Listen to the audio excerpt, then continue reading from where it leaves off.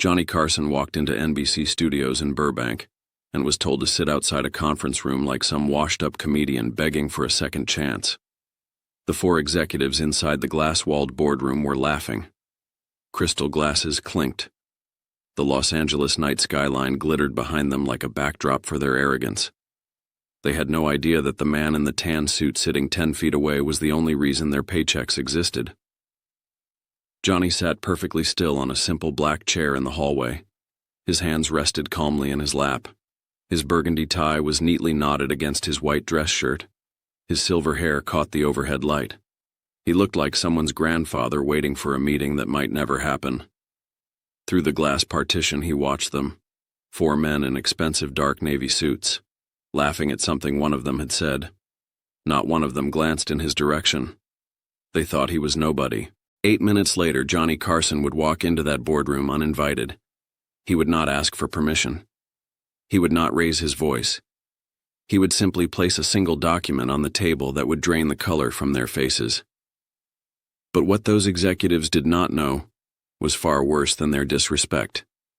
That very morning, they had made a secret decision. A decision they believed Johnny would never discover. A decision that would have ended everything he had spent 17 years building. They were about to learn exactly who they had left waiting outside their door. And by 6 o'clock that evening, NBC would be begging Johnny Carson not to destroy them. What did those executives decide that morning? And what was in the document Johnny carried? If you have watched Johnny's story before, drop a comment telling us where you are watching from right now. Welcome to Starred Secrets. What most people never understood about Johnny Carson was that he was not just a talk show host. He was the most powerful man in television, and he had made absolutely certain it stayed that way. The year was 1979. Johnny had been hosting The Tonight Show for 17 consecutive years. Every single weeknight, over 15 million Americans invited him into their living rooms. He was more than a celebrity. He was a trusted friend to an entire nation. But here's what the executives never bothered to learn. In 1969, Johnny had negotiated something unprecedented in television history. He had secured complete ownership of The Tonight Show through his production company, Carson Productions. NBC did not own the show. They merely licensed the right to broadcast it. Every episode, every rerun, every piece of archive footage. Johnny controlled it all. If Johnny walked away, NBC would not just lose their biggest star. They would lose the entire library. 17 years of American television history would vanish overnight. The Tonight Show generated over $100 million annually for the network, more than any other program, more than primetime dramas, more than sporting events. Johnny Carson was not a line item on their budget. He was the foundation holding the entire building up. But Johnny never flaunted this power. He drove ordinary cars. He wore suits that cost a fraction of what network executives spent on theirs. He remembered the names of cameramen and stagehands. He asked about their families. The new executives at NBC had confused his humility for weakness. Fred Silverman had taken over as network president 8 months earlier. He brought in young executives with Harvard degrees and expensive suits. They talked about demographics and brand repositioning. They looked at spreadsheets instead of watching the show. To them, Johnny Carson was an aging star who should feel grateful NBC still kept him around. They had no idea what Johnny had discovered 3 weeks ago. They had no idea he knew about the secret meeting they held that morning. They had no idea he was carrying documents that would end their careers before sunset. And they certainly had no idea that the man sitting outside their door had already planned every single move. What had they discussed in that secret meeting? What was Johnny planning to do? NBC's executive floor in Burbank was designed to make visitors feel small. Wood-paneled walls polished to a mirror shine. Carpet thick enough to swallow footsteps. Abstract paintings that cost more than most people earned in 5 years. Everything about the space announced that only important people belonged here. Johnny Carson stepped off the elevator at exactly 2:47 in the afternoon. He had told no one he was coming. No assistant, no publicist, no advance warning. He wanted to see how the new regime operated when they thought nobody was watching. He wore his light tan summer suit, the one his wife Joanna had picked out for casual weekends, a burgundy tie, simple and classic. Brown leather shoes softened by years of wear. A silver watch on his wrist that could have belonged to any middle-class professional. He looked like a retired accountant arriving to visit his nephew. The young receptionist glanced up from her desk. She was new, hired by the Silverman team just 3 months ago. She had never met Johnny Carson in person. She only knew him as the older man her parents watched on television before bed. "Can I help you, sir?" "I am here to see the executive team," Johnny said. His voice was quiet, pleasant. It carried none of the authority he could have commanded. "Do you have an appointment?" "No, I do not." She almost smiled. No appointment. Dressed like that, expecting to see the executives. This happened every week. Former actors and retired industry people who thought their past entitled them to walk in unannounced. "I'm sorry, sir, but they are in a very important strategic planning session. They absolutely cannot be disturbed." She gestured toward a black chair positioned outside the glass-walled conference room. "You are welcome to wait, but it could be quite a long time. You might want to schedule something through proper channels." Johnny nodded. "I will wait." He walked to the chair and sat down. He did not argue. He did not explain who he was. He simply folded his hands in his lap and waited. Through the glass partition, he could see everything. 4 executives in dark navy suits gathered around a polished conference table, crystal glasses catching the light, the city skyline sparkling behind them. One of them was telling a story, gesturing broadly. The others laughed. Not one of them looked toward the hallway. Not one of them noticed the man who had made them all rich. Johnny watched. He listened. And he waited for exactly the right moment. What was Johnny waiting for? What would happen when he finally walked through that door? 8 minutes passed. Johnny Carson stood up from the chair. The movement was slow, deliberate. His expression had not changed, but something behind his eyes had shifted. A coldness settling into place. He walked to the conference room door and pushed it open without knocking. The laughter stopped instantly. 4 faces turned toward him. Gerald Matthews, the new vice president of programming, froze with his crystal glass suspended in midair. Richard Crane, the head of talent relations, narrowed his eyes with irritation. 2 junior executives waited to see how their superiors would react. Gerald recovered first. "Excuse me. This is a private meeting. Who let you in here?" "I let myself in," Johnny said quietly. Richard leaned forward, studying the older man. Recognition flickered across his face, then twisted into amusement. "Wait, Johnny Carson? The Tonight Show Johnny Carson?" "That is correct." Gerald's irritation softened into condescension. "Mr. Carson, we appreciate your dedication, but executive meetings are not typically attended by talent.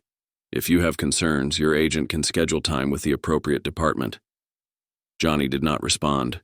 Instead, he walked slowly toward the head of the conference table. The chair that sat empty beneath the largest window. The chair reserved for the network president. "That seat is for Fred Silverman," Richard snapped. "You cannot just—" Johnny sat down. The room went completely silent. He reached into his jacket pocket and withdrew a single folded document. He placed it on the polished table and slid it toward Gerald Matthews. "Read it." Gerald unfolded the paper. His eyes scanned the first paragraph. The color drained from his face. "What is that?" Richard demanded. Gerald's voice came out hollow. "It is a termination notice. Carson Productions is ending its licensing agreement with NBC, effective in 90 days. "That is impossible," Richard sputtered. "He cannot do that. We have contracts. Read Clause 14, Johnny said calmly. "I can terminate with 90 days' notice if NBC materially alters the format, length, or time slot of The Tonight Show without my written consent." Gerald's hands began to shake. "The proposal this morning. We only discussed it internally. How did you—" "I know everything that happens in this building." Johnny's voice remained soft, but it carried an edge now. "I have known for 3 weeks that you were planning to cut my show from 90 minutes to 60. I have known for 2 weeks that you were testing replacement hosts. I have known for 8 days that you referred to me in a meeting as a dinosaur who does not know his era is over." The executive sat frozen. "I built this network's late night," Johnny continued. "Before me, NBC lost money after 11 o'clock. Now you make $100 million a year from my show alone. And this morning you made me sit outside your door like a delivery man waiting for a signature." He paused. "Here is what happens next. Fred Silverman will receive my resignation by 6 o'clock tonight. By tomorrow morning, every affiliate in the country will know that NBC drove Johnny Carson away. Your stock price will collapse before markets close." He leaned forward slightly. "Unless..." The word hung in the air like a blade. What were Johnny's conditions? Would NBC agree to save themselves? "Unless," Johnny continued, "you agree to 3 conditions. Right now. In writing. Before I leave this room."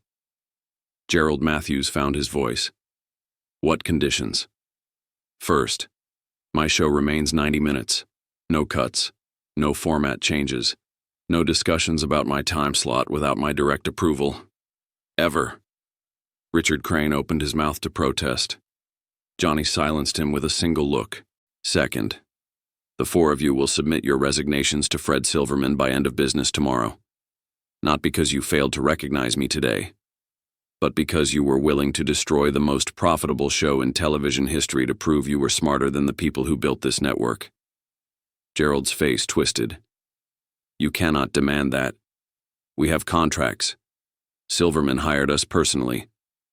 Third," Johnny's voice dropped lower, "NBC will establish a scholarship fund, $5 million, for young people from working-class families who want careers in broadcasting. People who do not have Harvard degrees or family connections. People who look at television and see an opportunity to tell stories that matter." The room fell completely silent. Richard Crane shoved back from the table and grabbed the telephone on the credenza. His fingers trembled as he dialed. "Get me Fred Silverman now. I do not care what meeting he is in, this is a network emergency." Gerald stared at the termination document like it might explode. The junior executives had gone pale, already calculating how this disaster would end their careers. Within 3 minutes, Fred Silverman's voice crackled through the speakerphone. "What is happening down there?" "Fred," Gerald stammered, "Johnny Carson is here, in person. He has termination papers. He knows about the format proposal. He knows everything." Silence on the line. Then Silverman's voice changed completely. The authority vanished. Something close to desperation replaced it.